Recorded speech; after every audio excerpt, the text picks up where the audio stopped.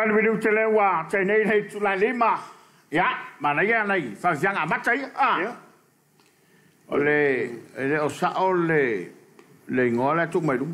Le fa mai o le to. Ai le ole sa fune o le to. No winga na mo tua. Ni ro po fe wa na mai le po la mo fai do ngo po po. Atalo fatu le vianga i vai sala. E la tau le wa ta mua ia tātou whaafianga o le rei Afiafi.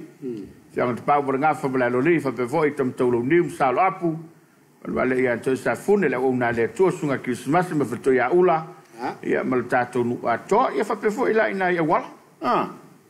Fianga sa tapu le te motaim, ia, o le malwale ia tapu le lifana, wale lima. La ngia sio matou. No fianga. O na o le usunga fono le, whtalenga paialik. Ia, ai, fa mai se le nganga o le tua. Ia fa afele foi sunga motusanga mal tua. Ia ma le na fai tua to. Ia, fa vino foi le motu sa. Ia va pe ia wa i ma America ia va pe la tu. Asa patine. Patine. To longa le tu. Ai fu mai ia. Tapuaiga Afiafi. Ei, ai o ma fu mai. Awa pe ia mo ela to ri tu la tas. Ia. Va fere toi sungal teina pensione ia o civile. A me se la te akono ia vita to lima. To lima. Sunga ia lapi mal fatua ina i Amrik Samoa. Ia. Mamrik Samoa to ala mai mo mai. Yo. Mai mo mai le fa nga solongo tan kula ber Suluaulama. O kala me lava le dei wa fa mai tel pulenga ma fa nga luenga e fa ma lo tuai ile soi fo nga lu lue. Ole ma mano tantu tro. Le ale faiva ma le tautua au nanga ia po le ala una faile le yaso ma tau te fa malo atu e le ngata ngā ruenga le malo ngā ruenga le kālesia pi sinisi fa la ptonga tu maoti ia fa pe foi le tautua ino tono ainga o le ngata i fale o te levao so se faiva o fatu funganga SS e pe o le faunga fale ia o le langi malo fie ia e mai se foi o faunga waa ia ma tau te whawhera ia whape whaile matua o me lau se papa yo e le whangalo ina fo i la tau ia ma so se au nangala ma tau te wha malo atu ma lo le pale ne yasu se au ta vai le ngā na matua o me lau se papa i ne bot ina o sala whaile ata malanga te i o nto vai le i o le whatinu ina vai na itina mātutua i le ia ngal wenga le e foi nei no uitua ia la fa nga solo ai ia o nisi ai ni upol ia o te laina no fo lava tina ia ilona pale mo uma ta penai ia le i tonga la to ai la foi ni so societe po maftanga o la fa nga solo ai mo falalang ai te sila la sunga se fia la sunga se mau o te sila mafanga walai ona telemo to maanga ile turu yo wa fa weng falalang sua ngata so le tonga taimin ia kai mi ngai mo salo por fa lima le nga o male sikonga ko wa ya ole foi wa bafta mai nei tato ngai to no mau e tato pa ngai lungo lo penga te failangi ya mana tu la fo e taua lo la to sao ya wale fita fa fonga male mai mo mai ya o tato yeile por kala mo Suluaulama fa malo tu to fa ya to vau au sange la ale foi wa ma lor tau atai do sungal ni aso ala fatu mai Sydney au Setalia ia ma lor ma fatu mai sangi the Shirley tina ina foi wa no ma fatu mai ala vatai tai Shirley ia vi ole sungale fionti akon ia vitawa to lima fatala fata pola ma sungal vai fiau ngalwenga ni aso o leo le asauni po kala masani o toenga o lon sapati alo malo fa balos Queen nai fa felo yatu Reita molele May Maria taupo talo felo sunga mal por kalame lo fatu lo vaselua maftatu Brisbane fa aftai tautu atiro malo aftai mo ora liu malo si lo sa se lo tapola mal sunga fa fiau se mau mon wir por kalame lo fatu ka pes aftai mo ola ia ua lo foi tatu tele felo ai lungo lo penga to failang ia e whaftai sunga le pule ma leo whainga luenga sa ngā lulue ia e tau konga whikiri ngā se ngase le sai peo koko wiki isi kako ia e whamalo atu le on sai o le E la tale sai lungo lo penga ta fai lang ya. Nei stamali fo le po stamalo saina. Saina Le na fa o le mai ia stasio te lavo. Ia o me lava nei e ngalo na tangata e ta umamai nai lo na fo tangata. Masala o te iloa ele iloa la wari o le camera fa lo pe ya. Ia ke longo se me va pena ia o te fa wiel. Ta eu no na tula vai fa ina le tulanga e le wari ma ho fa ina ia si da film la vai e lava camera i tono. Ia pe camera foi pele camera. Pele lava se me fa i fo fa to lo ia. Le ia se ma fu anga tau. La mia ia ta to le lo se tupi. No fo le fa ia winga. Ta vale a to i le tu no. Ia ole tu ma le anga wala to fa. E a fai nai sa mo ia tunu i fafo. A mai se le mai mo mai tanga ta fa mai mo mai fafo. Ia fa pe foi la le tunu ule le usai. A wai le fai le tau ia se. E kar sia ia usai. Ia o te vetu nei sulinga tu la fono fa tino ia o sai te foi mo nei o langa e le mo foi to e malanga tu sia tunu i fafo. A le mea e mari e. Sole. Ke fai a kole masau ku. Ai pe o la tau le po vole nga pa ko ku runga sen a ke lo anga le o soi fafo le lo pe a wa ko le o le fai fu le sang sala ya al me fo ile tu ala lo to ile tato tu me se tu pulanga te lavo se fa ale le malo vale le fai le manga ya nai le o to fa ale se mal se ne vai taui tu la me fa tin wa pe ale so sanga wenga ai le ainga ai le ma tua ia fa yo na fa se to lo ma fa na ia a fa ni la fa pui yo mo to o le la poi a tau sil fa fine ma ta yo e fo e mai ko o wireless tal wel ma malo vale va tu fa fo mai le to a pe tu la kale da e per fa fi tau le sa tu pui malifa tu lo fo le ta wole se ngai malif a pe ina fa lo na le mbau fa mtalanga e ana tula e mai le fa fitau le na vai aso ai le fo la mele sama o ta fo ile mato fo no fanga I vai tele ia e sai fo te mita fiesta si fo io o li seina e ana fa lo loina fa si fo ile au e le usamo ia no le manato fo le fa pe o la tolo o le malos ia ngalola o tu pata tua ta uvalea le atunu ia a Afiafi lo na ai ai ta tau fo ila ia tu lo wa le fa fong mai ali foi pule ai mania ai mo le ka nga sala yo ma kwa ai fai e sa mo nga sala ina ia mauti noa e la ngona le manuio le meu fai ia le mere o mana fa tino ia solo ai pe la fa lo mo na o vai o ni mo le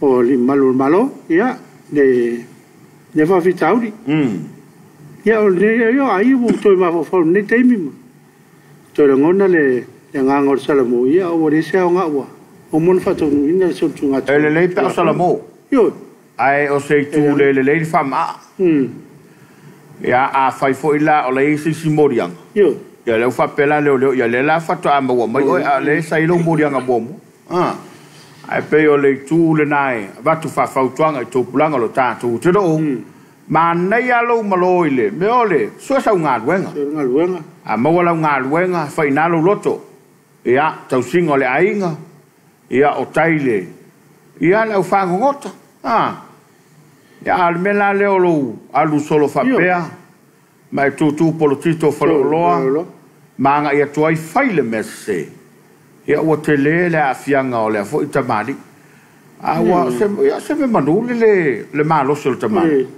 awa na tuku mai se fala vela ele no pe fa fina fa ia no savariale fa fo alu tu so ele se ngol mele mo fa so tonga so ele se sa no fai mo le mo tino ele te fai se tonga to le fa so no manga ma sa to lo fa ngalo ngai tu no ele fai eu fa sta ta fa ngalo nga io ele fai se vanga nale tangata e ola fa lango ma ola fa moi ma ta solo tu lo fa fong mele tunu e na te fa ia winga ia wa fo ele o ma futa se ai ia ai o le pauana le whanonanga fo i le matau mai fafo. Ia, o lea la atatala tato whai tato ai e ur whale tangata whamai mo mai fafo. Ai a matau mai la o winga i e whai. Au. Ia lono winga la e le isi si e toi fia sau tato o taro. Ai, lo manuia Samoa nek, i le mafta mai nei tato ai ngai tudu, ma lo manuia. O lo le leimea uma, tulanga fo i le tau, ia, o lo o manuia Samoa i le anga le lei o le tua. Ai pe o le tulanga le na, ia, ona i tato o lo whaanga, i le mafta mai o le tato taro, se lava lete mafuta mai ai, ia, o lo ua, ia, fo i o lo whaanga, ia, le nganga wha malo, ono le vepeo le nei o unanga, ia maupaanga e te mai mo mai ai. Pina mai fale, whatalofa lua vaselua sunga le wheo sa mau, a pe voi tāpala ma nei e voi whawhianga le asu. Ma lo lava le tautua aturu, alo fitele atu, ma whtatu i nei sini au se talia. Ma lo aftai pine, ma lo maftu mai la wama se lave, ma lo lava i lua sunga mo le pokalame ni nei Afiafi, fia lava i matatu, ma tango fia lua pokalama, Afiafi uma, ma lo nsai. Ai mure atu o lo whanga si o ainga i niu whale alili, matatu i whangatono, wa, Mek Samoa, ia o lo mawhalawa te imunga i nei taimi, o la sapati. Malo. Ia, o le whaua mafuta mai te rini Palm. So i fua manuia i lo sunga i rifa salalau, ia o le mafutatu i Lower Heart, Wellington. Lower Heart. Malo te rini, tu mutpola, so i fua manuia i lo sunga, ma le polkala matango fie, mai mo atu i Sydney, Australia. Malo tu. Sevia sala. Po sala, ma lo whaftai. Me se foi al tofata o le vao, me tonu ana e ta o le malo vale. Le lava le oina, le lava le maftai matua, ia e le ila le sainga langa kui. Io, e sama le leia.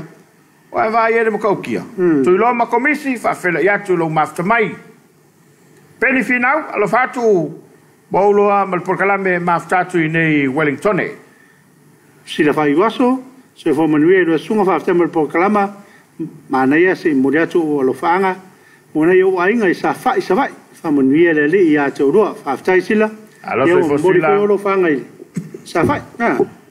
Mana bo ipul na foi wa, molo vale e leise lumanai. E te mafutu mwoi tu mutpola, ma nei lava ni malo, i le oso marisapelu, sa o le lei, ai tu le fia. Ia, tu lau, ai mai ei lisi toina. Ia, tau le vau, e sa oai ia.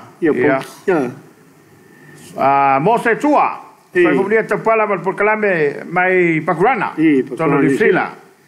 Avutu me foi malili kolose, ta ala foi lua sunga e mai se le por kalama matango fie, o le taa ma le le wha longo i matua. Ia, o le mea le na, o le tulanga tonu ana. A kamalanga a ka ai valea o ia ola valea a ka ai o ia o ke ka a vakasi laina langa ia marasi ia le mauta mai o kirani manrewa ia le ni tapu malole so foi lo suga manaia le au fa fia kana le mama o le beo mai to le una vato fideleni ia le foi mafuta mai fritz tercia ala isa so i fomanuia lo vase lua ta alofa lava ta alofa atu manuia tele ngalwenga le nei Afiafi ka ples fa tai fit malo le so i fomanuia Malia Hunt watching from Brisbane malo fa tai le wa matatu kunselani kunselani lo salia fa wo malo lava ta pana lo mato mafutatu ya kilani lo fatu ya fa tua fa wo me se foi sunga fa ya ata ya malekanisia e leini a so i fomanuia e lua sunga whaftai mo le aunanga ka ples alo whaftai Milo sa maunga malo le soifua malo foi le tau atai lo sunga alo fatu mai nei pia New Zealand ia alo mafuta mai kuini nai o samalaki so i fomanuia tapuala smau malo fa malo se neia so i fiau mga luenga whianga iai manuia po kalame ne Afiafi alo fatu i ainga uma i sale lua potasi falariri mo pata falatai alo fatu foi mo lua mare au nanga alo faanga from Sydney Australia ka ples alo fa tai kini a felet foi ia tato paanga le ua ya le tapu ya mo le lo sila fia o ka ika le ia pia sa we fa tau ta moli fa mo le tua sunga ya sumai Fatau ni lo pusamoli maua male sasalapa makoko ya Paule ka Paul kau ya lua sumai ya fataliatu. Ya foi make fakale ku pusamoli ka fa bai. Fai no me ale ni po pe te ya. Te vai ngole taulanga le te tutu. Se vai po mori ai ngasa moi simi tai mai. Ngal se ngal kau valeo sa mo ia tangata. Sa lei. Luma Pauli, malo, manuel lo pokala ma futatu o kren New Alova tai. O lili leprisa. So i manuel ya tolua mo le tautua alofa telatu mai ni ka le tonia. So fataro fatu fa malo tu ni ka tonia. Mo vanga leo ni le fa vainga farani ya. Le tu le tepora. Se o se aleni talo falau tapola mo so atau ma tango fil pokala ma. Alof tele mo lua from Aukilani ka ples. Alof aftai. Ali le kolose mo le atolo fanga i so mato foi fai a Solomona. Ya. Ya male faletua fa pe fo ele tongane mal tolua male atali ia masina i fanga loa o lo maftatu i Aukilani. Alof aftai fale urmika mo nuia titu lo sase lua ti munga sa fata atoa ka ples. Manaya longo mai. Alo Samoa matau tia malo le soifo maua lo sunga lo fatu mo lua fa aftai alo aftai va poleta kitiona malo soifo lo sunga mafutatu i Sacramento CA lo fatu no America ya California tuna se ese puipuito ta lo falava ta pala mal sunga le fa afaiga alo fatu na yo matua i tamua mafutatu nei Wellington e New Zealand malo aftai fa vai ai ono so fo manuel lua fionga matongo fel programa ne Afiafi alofa from Sydney Australia da fo maua mai le so ya tai tangoi ta lofa lava le lua porkalama ile dei fo ya Afiafi ya matako fie le fa manava ya matango ni va ya solo fatu sio mato no i piu fala lili alofa fo i mo lua mata batatu in Mission Beach ya Queensland fa tai dia faiva matu to fenga yai ya le vou ma foto mai le sunga to ina pension malolo yo se li vile le foi lo mai lo foi tama ya malolo soi fo maria maria le fa to ma li kolose ya le ma foto mai foi se la o to le lo fa ngale le sunga ya to le va Afiafi le o pasin so fo manuel lo sa se lua ma lo tawa tai ma lo langa tafi lo sunga aftai le to mo so fo ma le ola wala mtanga ngalwenga ni vayaso fa mo morta polem semau le to lo fanga mo sio tina o vasa lai ma le tato ainga ato i de visa le moa ma inga umai la langi ato lo fanga mo tato e fakasa TV fa mo le to mo lua ma le vala wina ma tango fil po kalame lo fatu ka ples alo va tai fele foi la to fato vao ya le foi ma o mai tina mo tia vasa ma le ainga i de visa le moa ya e peole tulanga le na o ia ile ia Afiafi le mai mai o tato tunu nai mena tupu ile na foi va yaso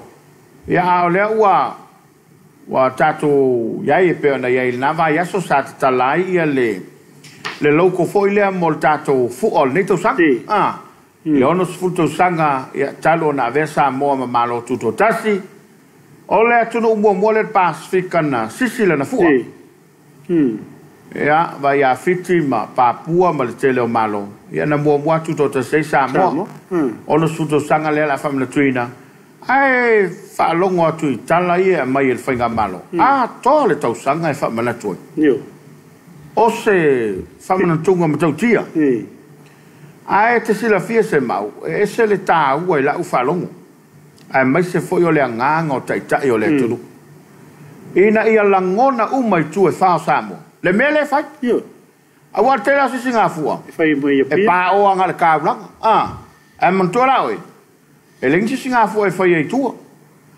le la fi o mai mo pia ai fa longo tu fa tununga la mai kai a fa nga si Singapura ka ko ke vele va ai la le o sol fa li de memo ai ma le fonga le la fai ma ne te na fo fong al malo le fa ta te mai pa fai fa ta un winner tu langa le ai ngai ale celebrate le tu malo io le io voglio foi o medio le o Singapore por le fai longa in malo tu e mo tanga tau io ili va penga o ka io mai celebrate pi Masani le matou nu ia wala e fatino fa mo mo. Sisi aku foi ngi. Ala we kakangi me foi sa. Fa pena foi la isi nu ole tua sa. Ona le mala le. Ole mamao ma le tau lang. Ia no maiale ila to manuia. Ia ai le manuia le manuia. Mana ia fa turanga le wa a fa yo lam fa yo fa tinu ine tangata lai ya tunu mba. Wai on me fina lo fa sa mo le tunu mba. Fa la tu singa fu. Si tunu fu ata to sa mo ne ya la fu. Fa lo ngai no fa la to ya tunu fa. Ai me sa me likama Hawaii, Australia, New Zealand. Ia, awa o me Samoa. E o mai ai nei si fu ai. Ba foi le felata. Yo. Ia. Ole tulanga le na. Le la tali watu mo sin tato fa fianga. Ya no foi mai foi le fa o tato lo fanga fe molitai. I lungo o tato penga te failang. Sumel mai mo.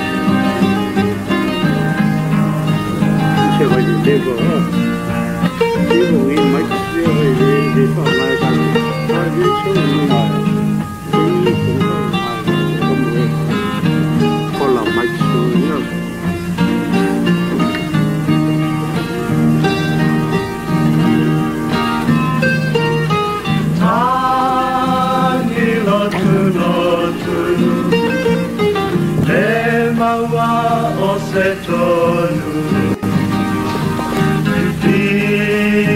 le tawa pai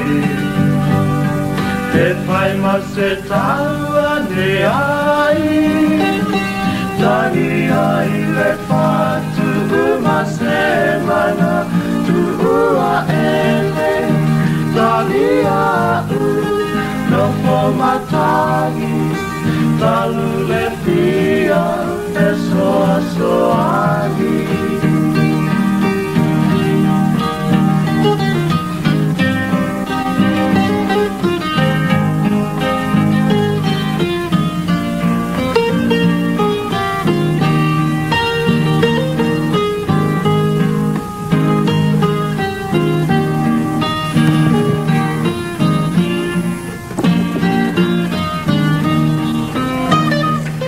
Fasung mal minuut lewa te nei tulai lima.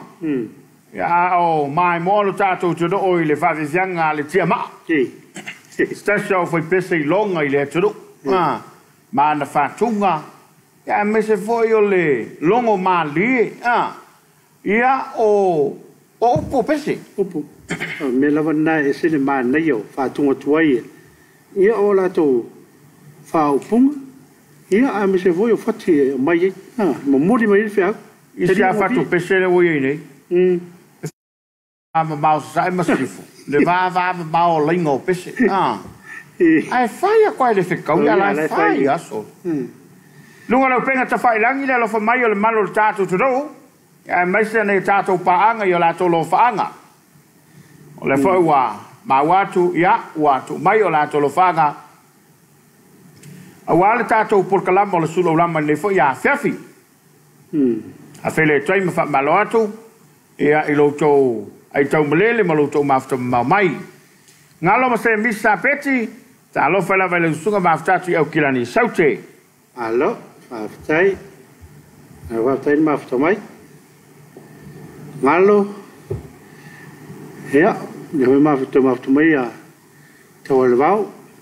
O le Rex, pau men le vai, so fo manuia la fitarenga ta pana ma la sunga fa fengai. Ma lo to tua, ma lo fa manuia tele lo tiu tele ne Afiafi. Alo fa tele atu la fine ya le tele ma la malan mola. Le vai ma unei o fa to afe. Sa le vai mai kala steti. Lo va. Alo tai. Ngalo ma tau val nai, mai la au e fa malo mai ta por kalambe. Ja. Fa so yoel. Ja, fa tala fa tu do afionga le yasu, manuel por kalambe. Ja, le ho ma fitu mai la sela fa tolu. So fo manuia ya lo sunga ma lo mol por kalambe. Ma tango fie ne Afiafi. Ai sa o le la usaunanga ta poala. Ai mai se lava o tou mai se vai. A wai fiu e su e se pa se sa wai e pia e matamata. E matamata e. E na fisinga afua. Alo fatu mo lua manuela Afiafi mafutatu mai kala stete. Ai valeri yasa. E per fa fitau le. Me le ma. Fai se fuluta la le sau mai tua. O se fuluka la le va. Sukala passa se pasio. Yo, sol. Ea, se fuluka la, mai se fuluka la le va.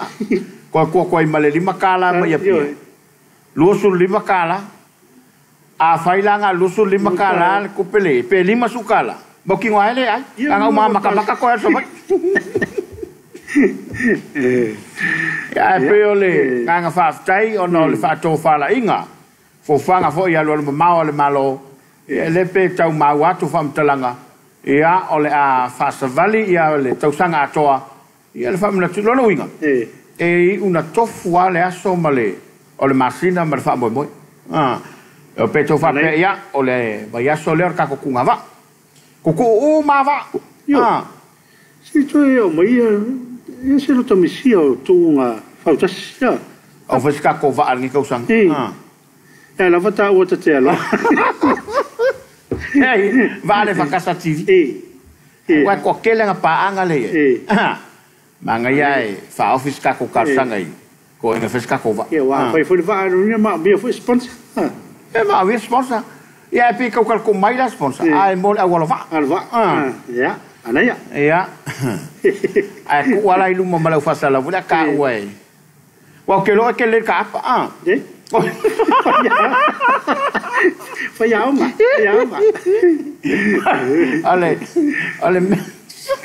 Ale mele ko fa ko itu.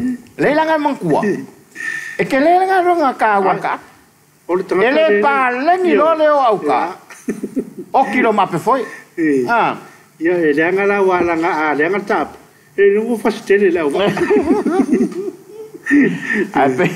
au ke lo le ke fa mo fa ya nga wai o le ku ai lo fa le kongu punga lo ya ta to lo fanga lu lo pega fai langi na ta to paanga ya wa mafta bai le Afiafi ya o folo fatu fa malo atu ya pe ona mawatu ile le Afiafi ya anga sata moi malai ya malo sole to atu alo fatu mai au kilani New Zealand fa ftai ai nga si europena ia le fo mafta mai te pau to le foa alo fatu pala mai se sunga le fa Afiaga ia le paisani foi ale yatu le tu le lo por kalame mata matatu isini au se talia fa ftai yo soalo ausu ma ne spesengo le Afiafi me lo por kalame lo fatu maftatu ngaluenga nei me pona Australia alo maftai soalo ya lo maftomai ya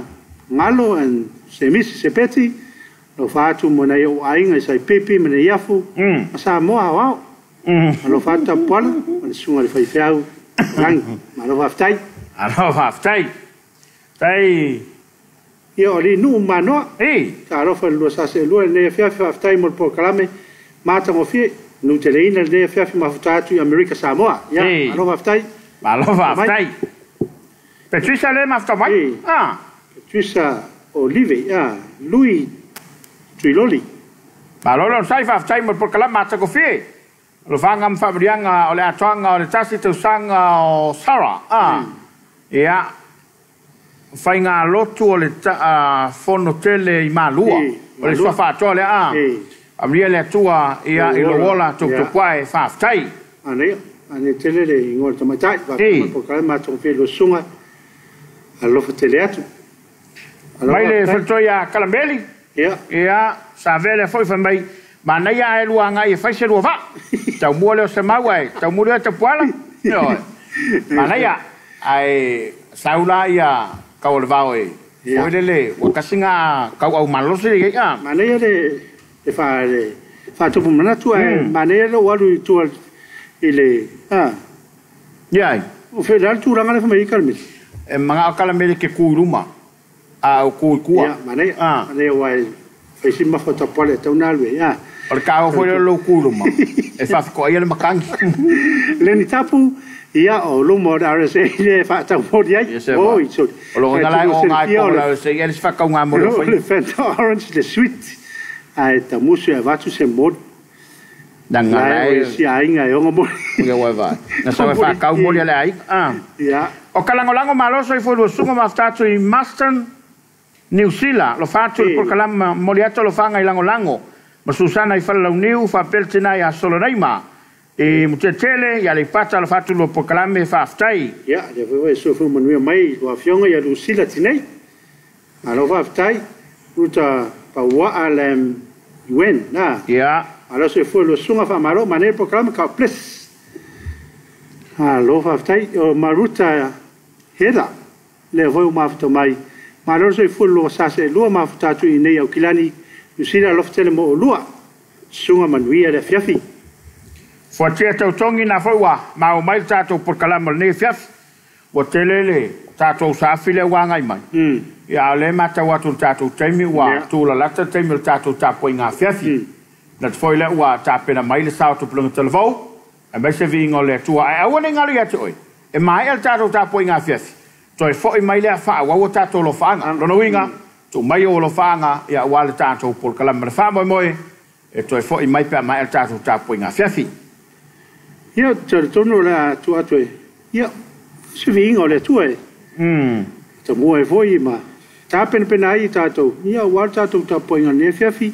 ta le tu la ono ya on sauni mai le tato Tapuaiga o ta yo sauninga o le sunga ya le di ye tu ai malo a Samoa sem o le sunga le dia so soni me le EFKS vai leli ya mai al tato Tapuaiga Afiafi la te tato sunga o sosani ia ona toi foi mai lea wa tato lo faanga fe mo tai mani so falinga o tonu mal tato fisa sumel mai mo vingo le tua o tapere mai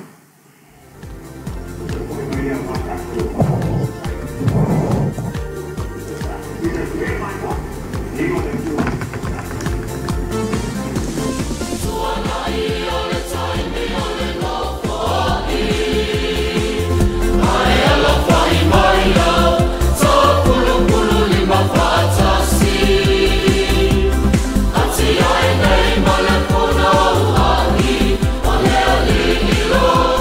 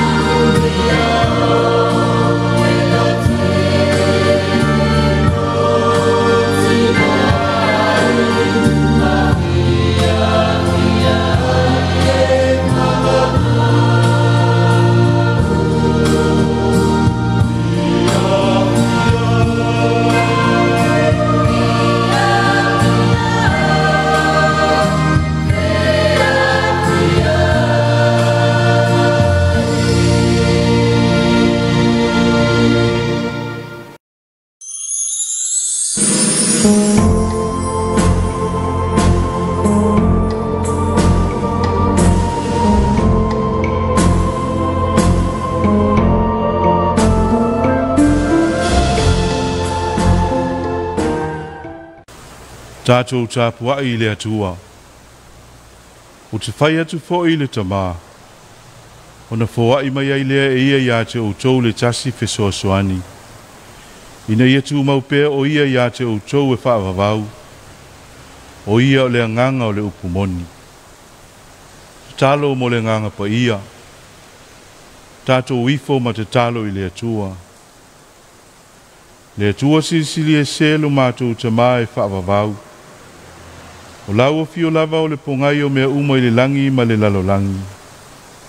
O mātou mau ai le ola. E au auna matautu ai lo fina ngalo pa ia. Wa matalia le Tapuaiga lo watunu le nei Afiafi. Pei tai le li ie. E whai wawale lava le Tapuaiga nei pe au noa ma le mana o lo wanganga pa ia. A wā o i mātou o tangata anga sala. Mātou mua i wala awai le mana o lo wanganga sa. E tauto o luaina la mātou Tapuaiga nei. Mātou te tāpua i aima le nganga wha maoni o luma. Ma wha sili na i pēlo vi inga e wha avavau. E suafo Yesu ke riso o mātou te talo atu ai nei. Amene. Whaitauina o le tusi pa ia. O le tusi filifilia mo i tātou le nei Afiafi. Maua mai le whenga inga fau. Le tala le leia Yesu ke riso na whaamawine Ioane. Lona mata upo e se fulu ma le wha. Alfoi upo e se fulu ma le lima. E o le lua se fulu ma le wha. Whaafafonga o le au whaitauina. O a fionga pa ia le atua. A whaitou te alofa mai ia te au. Iau tau tausi mai ia upolo a inga. O te whai atu foi i le tamā. O na fōai mai ei lea ia ia te o tau le tasi whesoasoani. Ina ia tu mau pēr o ia ia te o tau e whaavavau. O ia o le nganga o le upumoni. E le mawhai le lalolangi o na talia o ia. A wā, ua le aia o ia. Ua le loa fōi o ia. A o tau, ua tau i loa o ia. A wā e tu mau pēr ia ia te o tau. E iai fōi o ia. I tu tonu ia te outou. O te lea tu ua outou o mātua oti. O te sau ia te outou. E toi iti o na lewa ai mai leo le lalulangi ia te au. Aiva ai mai pēr outou ia te au. O te ola au. O le mele e ola i fo i outou. O le aso e loa ai outou. O te i tu tonu o lou tamā. Outou fo i o i tu tonu ia te au. O au fōi o i tonu ia te outou. O le ua ia te au, te ia polo inga matausi ai, o ia le alofa mai ia te au. O le alofa mai fōi ia te au, e alofa ina o ia e lo tamā. O te alofa fōi ia te ia, ma o faali ia te ia. Ua whai mai ia te ia yuta, e leo le se kara lea, le li ie, pe se ale me o le a e faali me ei oe ia te i mātou, ai le o le lalolangi.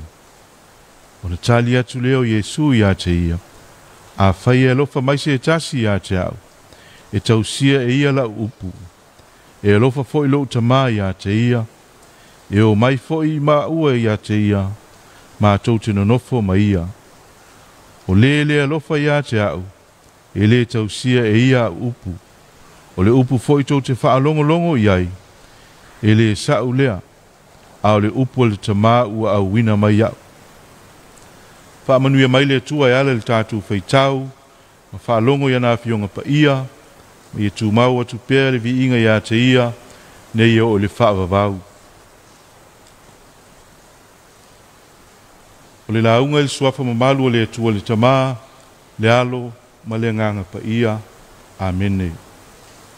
Fia whao ngā ina fua upo e sifulma le lima e sifulma le fitu o le tusi sa whaitauina e whai mamatua. A whaitou te alofa mai a te au. E au tau tausi mai a upolo a inga. O te whai atu fo i le tamā. O na fōai mai ei lea ia ia te au tau le tasi whesoa soani. Ina ia tu mau pēr o ia ia te au tau e whaavavau. O ia le anganga o le upumoni. E le mawhai le lalolangi o na talia o ia. Awa, ua le vaaia o ia, ua le iloa foi o ia, a o outou iloa o ia, awa e tu maupe ia ia te outou, e iai foi o ia i tu tonu ia te outou. O whaongaina li tusi le au leo le whakasā mo le nei Afiafi. Ma o le manatu au tu o le nei vai aso e tu saima le whaasinonga o le tusi au leo e whapea. Ia saunia mo le nganga pa ia. Ia saunia mo le nganga pa ia. So se wha moe lava o se ainga Samoa. Po le a lava, e le ma whai o na whaata mala pe whaatala le i tā penanga i so se tu. E le ngata i le wha moe au tō whinga, o tiute whaasafua ina ia tō fusia le tangata ma le whi au whaatino. Ia i loa ma malama lama le le whi au ma le wha moe o le a whaatino ina. O mea uma, ia saunia mo lea wha moe. O lo au mai al manatu au tu se polo a inga. Peise i foi o se apo inga. Ina ia sauni. O se lapta inga ia nofo tā pena i ai. O se whiau ina ia nofo uta, ma nofo malama i ai. A o se wha malosi ina ia ta pena mamao, ma saunia lelei.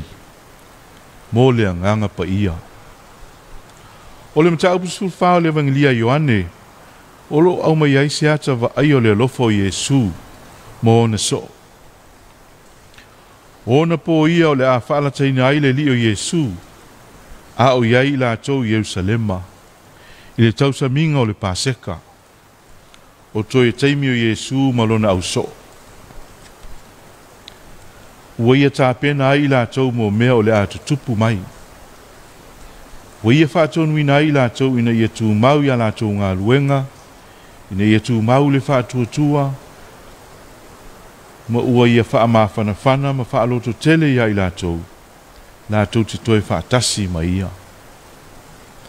O le vaenga le tusi sa whaitawina mai le whaiupe sfuma lima i lua sfuma le wha. O lo au mai eisi hata o le wha moe mo le anganga pa ia. The promise of the Holy Spirit. Le wha moe le nganga pa ia ina ia tā pena i aile au so. O le atu ua Yesu le latu mawhtanga. Ai fo i atu i lona tamaa. Ai o le a au ina mai le tasi fesoa soani. Ina ia tu mau mai la tau e whawawau. O ia o le nganga o le upumoni. A o tonu o lea au. O lo ta ui ai ma le wha moe o ke wiso. Mo lona au so. Ina ia usitai. Obedience. Whetala Yesu, a whaitu te alofa mai i hatea, iau tau tausi mai i au polo a inga. Ua tolu tau sanga o mafuta Yesu malona au so. Sa ia o ai ma whaasino. Whaatonu ma poa ia i la tau i ona ala. Lea ua o mai lava i ona po e whaalata inai o ia. O lo o apoa i pia lava. Ai se ao le a tausi ai ana polo a inga. Ma nino lava i le tusi e Ioane mua mta upo e wha, fua upo se fulu ma le iwa e whapea. O i tātou, o tātou walo lofa, o wana ia mua ia lofa mai a te i tātou. O le tasi soani o lo au mai e le fua upo se fulu ma le ono, o wha matala ina e tangata su e le tusi pa ia, o le tasi e tutusa, po le tasi e pei o ia lava. O se ata wa ai o le nganga pa ia o le Afio mai. E le ngata ina sui tūlanga i le li o Yesu. Ai o Yesu lava lea. O le atu mau mai la tau e whaavavau. I le foi upo sfuma fitu o lo whaamatai i nai le lalolangi. E le talia ina o ia.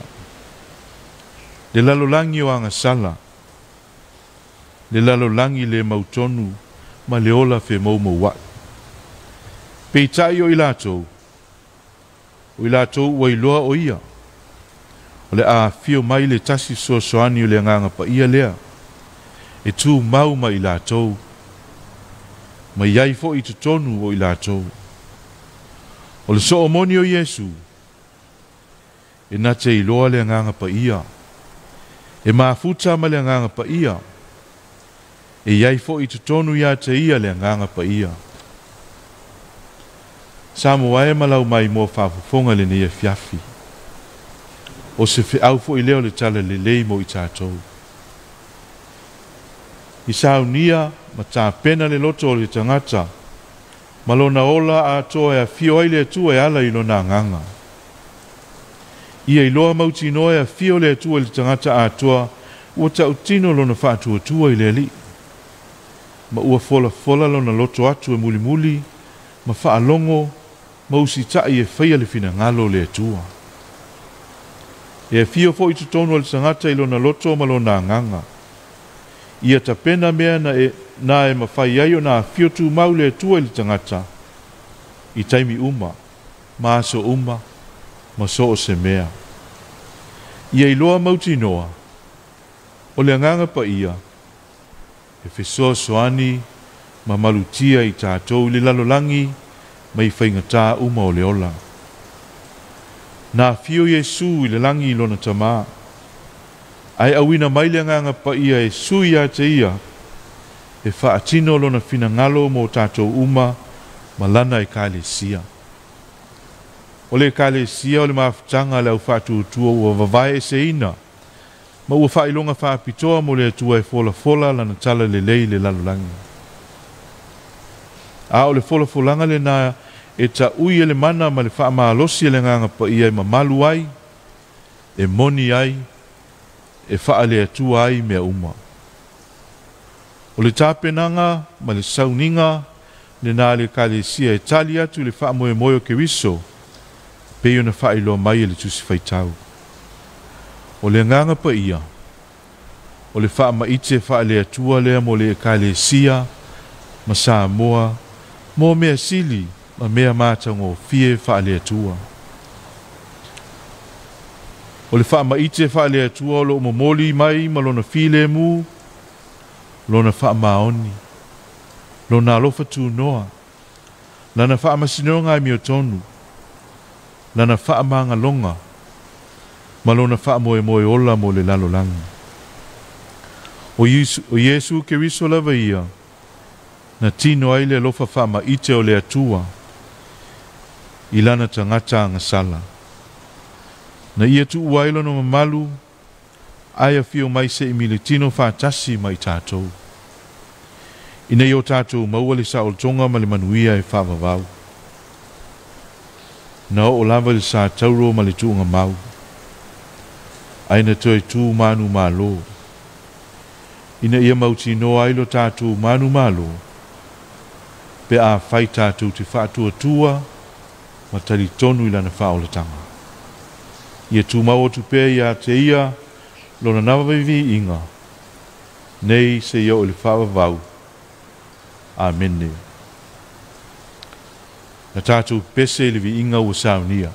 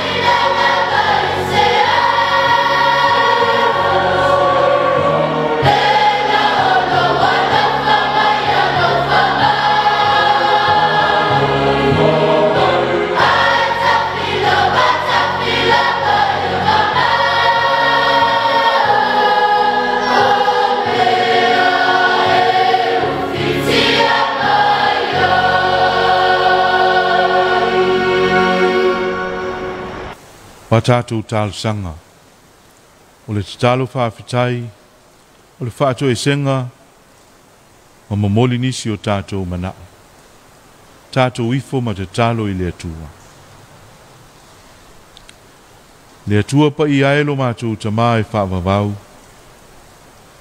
O le atua fōfola ua fio ma le afuanga o melelei uma ilo mātou wola. O le atua sisili ese ma le atua mamalu la ua fio. O whaamalo pule, whaafetai tausi. O whaamalo fōa i o le ola lo mātou atu ai. Mātou sula lo walofa ma lo wanga le lei. O taunu umai le nei taimi o le aso. O mai a tiute ma whaiva sāwhia ngai ma lo watunu. Ile malama o le amo watu. Whaafetai lo walofa tausi taitai e si o mātou watunu. Mai lava iona taitai wha le malo.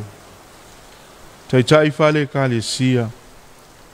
Taitai o nuu mawhio anga. Sia o lava iona tangata anu.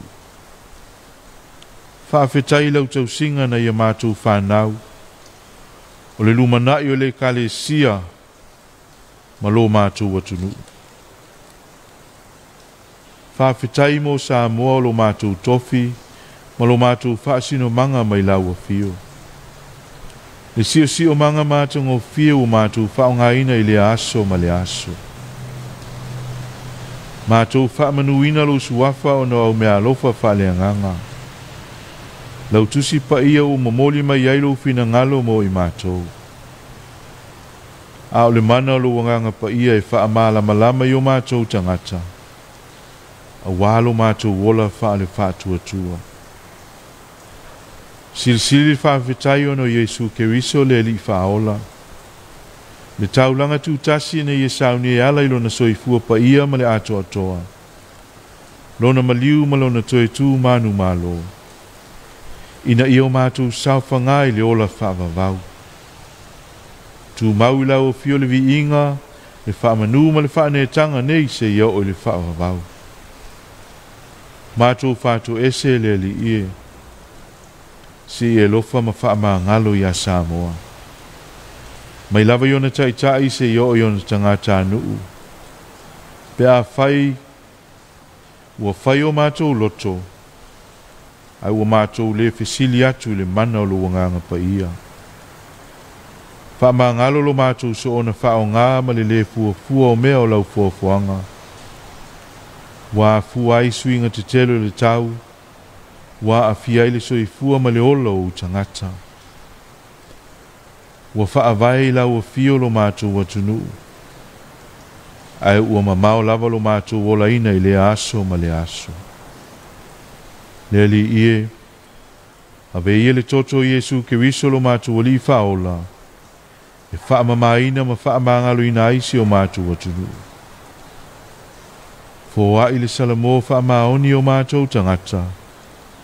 Ina i o mātou au nai lau a fio ma le loto atoa. Le atua whaafonga tāloe. Whaamanuia lau o fio si o mātou watunu. Mai lava i tina ma ta mātou tua o tāpua ia o mātou whaiva. I maua lo lātou mālosi. Na ia mātou whanau ma lo lātou tupu ae. Ia lātou wola mātou tau i lau o fio. O le afuanga leo le ola manuia. Mātou te talo mo tupulanga o Samoa. Ia ofolo lātou wola wa Samoa e maise lau i kālesia. Manu o maua lo lātou mālosi. Mātou manatua taitai whaale mālo. Taitai whaale kālesia. Ma taitai whaale anganu. Whaamanuia i o lātou whaiva. A wase manuia o tangata lau tele. Whaamanuia i so o se ati na e alo watunu. I le uta ma le tai, o pisi nisi ma wha moe moenga ese, mo le manuia o tangata. Ia iai au wha manuianga. Le lalolangi vevesi ai maise le wha mai wa Afiafi le ola o tangata. Pa i ane ma pa i follow mana ia i la tau o mawhatia. Wha mawhanawhana fo i e o wha noa noa. Whaaloto tele I lātou o tau au ina le ai se wha moe moe. Au nisi o mātou te talo. Whaatasi mā mātou te talo le leoa. O foina atu e whai ai pēa lo o lofa tū noa. O mātou te talo e ala ia Yesu ke wiso lo mātou wali I whaola. Aole manuia ma le file mua la ua fio le atu le tamaa. Le lofa silisili eso Yesu ke wiso lo mātou wali I whaola. Le mafutanga whai pēa ma la ua fio nganga pa I ai. Tu mau mai e o mātou lunga. Ma lunga lau whanau le lalolangi atoa. Nei, se ia o le whaavavau lava. Amene.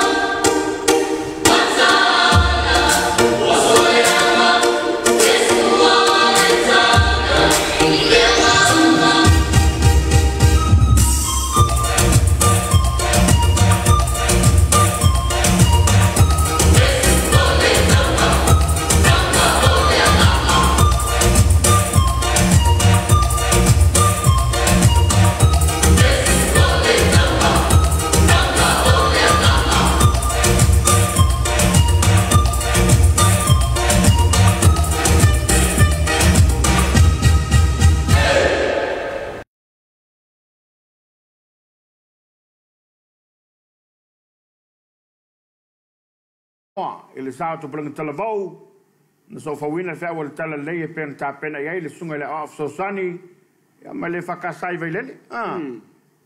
O le nga fa te tele. Ele sunga ya le ye tu ai malo a Samoa Sam. O le ava off so sani. Male fa ka sai vai le. Ya male fa au ta mo moli ne Afiafi. E sa ni ta to mo le nga pai. Ya mo to le vai ta ne o le vai te mine o le fon tele malo. Ya. Ya.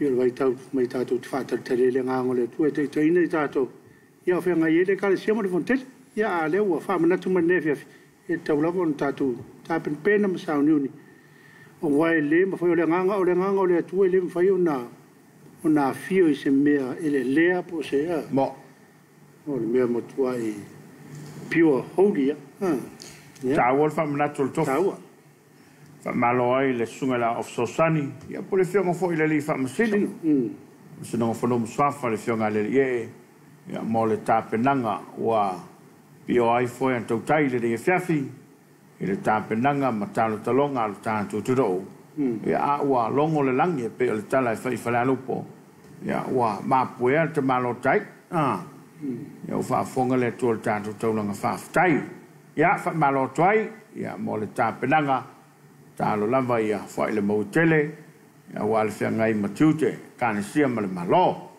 ya a le fo wa ta pe mai le fa fi lo sunga se mau ya na ya tato falinga ya wal se le fi le malo tato tro ya ole a tato falinga mai ni so fa la tonga mtanga ruenga ya wal se le fi a tato ya por kala por Suluaulama a mai a falinga ya na fa fi fianga wal tato loina la fi ta fa fonga a mai moina le por kala mal Suluaulama o si mai le mai mo fasile silanga mel mtanga luenga so fu malo loina fasile silanga fala wetele pasese fai malanga mai Samoa e ia te au le ava mal fala tele e fai lo atu ile malo le atunu a mata tu ile so se fu mal fa me lua o lua i fainga malanga uma e tau nu mai tono Samoa le fano fo e seo pasese uma i tono o la tu ainga e te talo atu e na o to tasili tangata e mwhaio na wai atu le malai valele e wha atali tangata whai malanga. Mai ina e whai titia le pisi ai or Komiti Faamisionare ono o le tumutumu. O tangata umai whai malanga mai e manao mia o mulimuta ia vaenga nei. Ia whano whai sei te tono lo ainga mo le fitu aso mai le aso na taunu ai Samoa. Ia mautinoa e whai lo siaki i se fo mai po se whale mai lata ane i le aso lon tolu ma le asolo no fitu talu ona e taunu i Samoa ma ia mautinoa e ripoti ntanga luenga so fu maloloina i unga lau siaki ma suenga na fatinoina o le tausio nei ai inga e pe on taua o le ama faio na fasalaina i se salatupe e lua afe la Samoa pe sili atu mo isi uma famtalanga e winga ia ingo tangata e fai malanga mai o lo taua umai te tonu o pepa o famtalanga mo fainga malanga i Samoa. E tau sanga atu le malo le atunu, fa pea mtangata fai malanga mai, ina ia fa o pea puipuinga masani o Komiti Faamisionare e peo le fulmao 5, tau sisi le lua mita le va mamao maisi tangata, maalu ese mai no foanga fai tele. Mo nisi famtalanga fa mole, fa so taile lai no vili fuar mtanga duenga, balu se lau, ono fa o, malfala lava, sainia e Dr. Glenn ato fatupaito, Acting Director o le General of Health. Fasila silanga ma le ofisa o whainga pālota, fasila silanga whalau i tele. Sui tau wā mo le whainga pālota lai titi mo le tumalu pālota o ngā ngai whomaunga numero 2. E tu sai mo le whaipo e fasfu marwalu pui tasi o le tula fono o whainga pālota lua o tasi iwa. E tu ina atu le fasila silanga whalau i tele whapea. Watali e ina, filfilinga o sui tau wā mo le whainga pālota lai titi, mo le tumalu pālota o ngā ngai whomaunga numero 2. E peo na to whaina mo le asfaraile, tolo iuni lua o lo lua. Mau sui nei mo le whainga pālota. Whale saupule vai alia i o sua, sui tuto tasi. Foi sala lilo tu ione, sui tuto tasi. Lo mia tau loa, mo whanua si anga, sui ele fast, so alo fine aso poka so alo, sui ele HRPP, ma so alo umi feo mene o le sui ele HRPP. Fai ai mulnui le nei aso, farailes fumaltolo me lua o lo lua, Sainia le fau Francis Ainu sui komisina o whainga pālota. Public notice from the Ministry of Health. Incoming passengers quarantine conditions. The public is hereby advised that all incoming passengers arriving on international flights starting today, 14th of May 2022, onwards are required to self-home isolate. It is encouraged that only one person is to uplift the arriving passengers at the airport to avoid overcrowding and to reduce the risk of further COVID-19 exposure.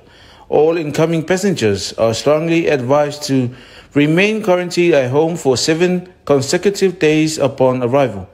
Must have regular medical checks, including COVID-19 tests at a nearby hospital or clinic on day 3 and day 7 of arrival and report to the Ministry of Health. Failure to comply to these conditions and requirements will result in a fine of 2,000 Samoa or more. All other travel requirements upon arrival at the airport are listed in the travel advice for travelers into Samoa. The Ministry of Health appreciates your support, and we urge you to continue to practice preventative measures of COVID-19 such as hand washing, wearing a properly fitted mask, maintaining 2 meters distance to mitigate the spread of COVID-19 virus. For further information, please call the Ministry of Health toll-free line 800-6440. Malefalaulava, signed by Dr. Glenn Ato Fatupaito, Acting Director General of Health. Public notice from the Office of the Electoral Commission. Public notice. Candidates for Ngangai for Maunga number 2 by election. In pursuant to Section 48 Bracket 1 of the Electoral Act 2019, public notice is hereby issued that the following candidates have been accepted to contest the by-election for the electoral constituency of Ngangai for Maunga number 2 scheduled for Friday the 3rd of June 2022. Wharesau Pule Vaialia Yosua Tutotasi, Foisala Lilo Tu Yone Tutotasi, Lo Mia Tauloa Moa Whanua Sia Anga, Fast, Soalo Fineaso Poka Soalo, HRPP, Soalo Umifeo Mene, HRPP, dated at Mulinu this Friday, the 13th of May 2022. Signed by Lefau Francis Ainu, Acting Electoral Commissioner. Fasila silanga melemtanga luengo soifua maloloina. Fasila silanga fala wetele. Pasese fai malanga mai Samoa.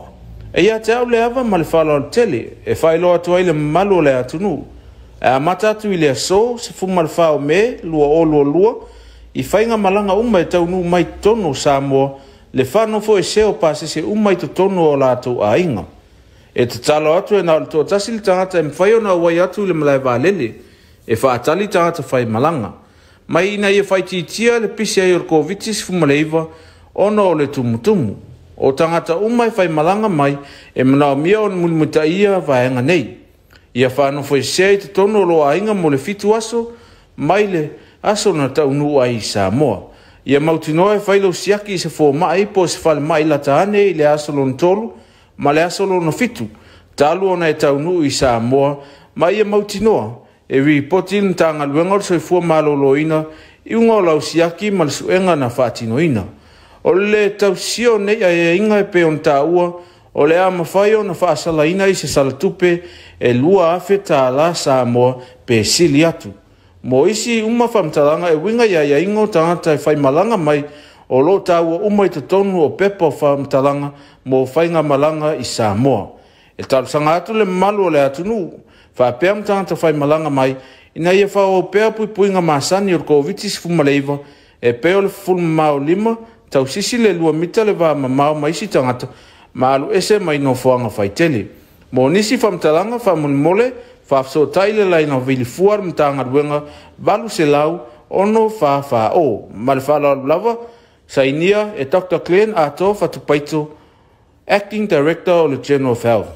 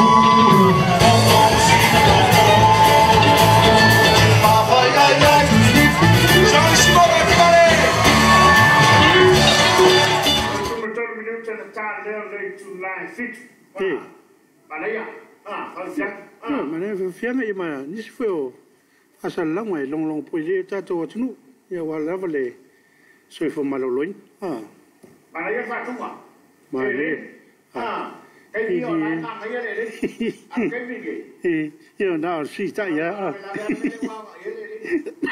so Jesus con a kukai oso ya ile ia e va o toile le si ta ya termine na si ta ya to yo si mai sa le oso ya fa ya ile o kale ile o le supo ile su ile tua kai mina le no moa ile e fai ole mawai le ngum mawai le mangeso ya ko sola ese le mane el melo sus kamakoli o bole ai ni veto pe oso ye pe ya sisilele tu no uile le bele ole sus kamato malea pe ole pe ole pisu po markemi a fai I fo io tona pe ya ma sus kamako ave kai ka uma kwasa la posi al kai virge or kwaya kai ka leva sus kamako